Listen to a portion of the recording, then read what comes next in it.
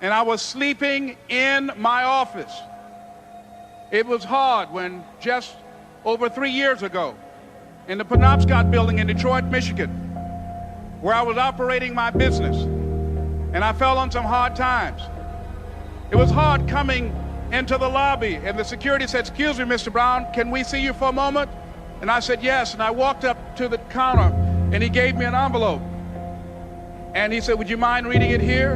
And I opened the envelope, and the envelope was from management that said, "This is an office tower. It's not a hotel. Please do not sleep in your office." And I said, "Excuse me, sir." I said, "I just work long hours in creating my business. I'm an entrepreneur. And right now things are bad for me, but they're not going to be this way always.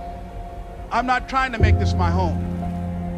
And it was hard coming through the lobby. And sometimes they would laugh. There's a guy talking about becoming successful.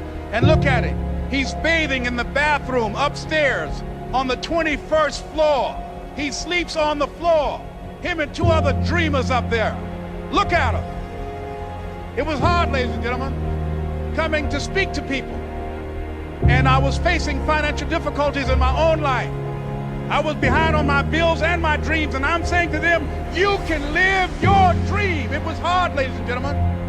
It was very difficult to pick myself up each day believing that I could do it. There were times that I doubted myself. I said, "God, why is this happening to me?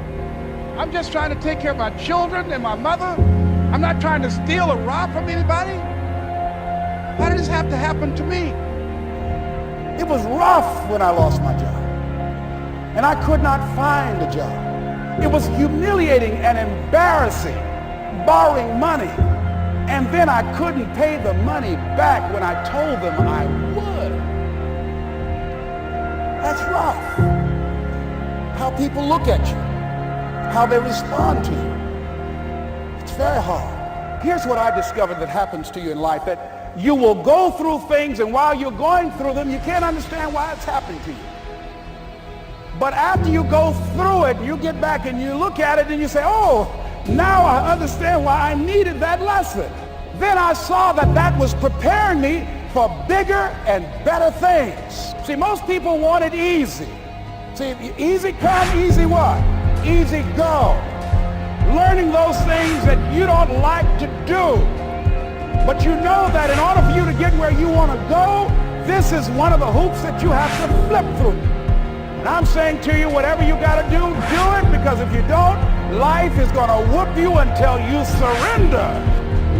How do you hang in there during the hard, difficult times? Les, you must have faith. You've got to believe in yourself. You've got to believe in your abilities. You've got to believe in your service, your company, your ideas. Unquestionably, you've got to have faith. And that faith gives you patience. That it's not going to happen as quickly as you want it to happen. A lot of things are going to happen that will catch you off guard. And so therefore you've got to deal with and handle it as it comes. Not only that, but that faith and patience drives you into action. You've got to keep moving. And that brings me to the final step. That it's necessary for us to begin to look at the future and know that it's possible that we can have our dream. Yes, it is. Other people have done it, then we can do it. We fail a lot of times. Well, a lot of other folks fail.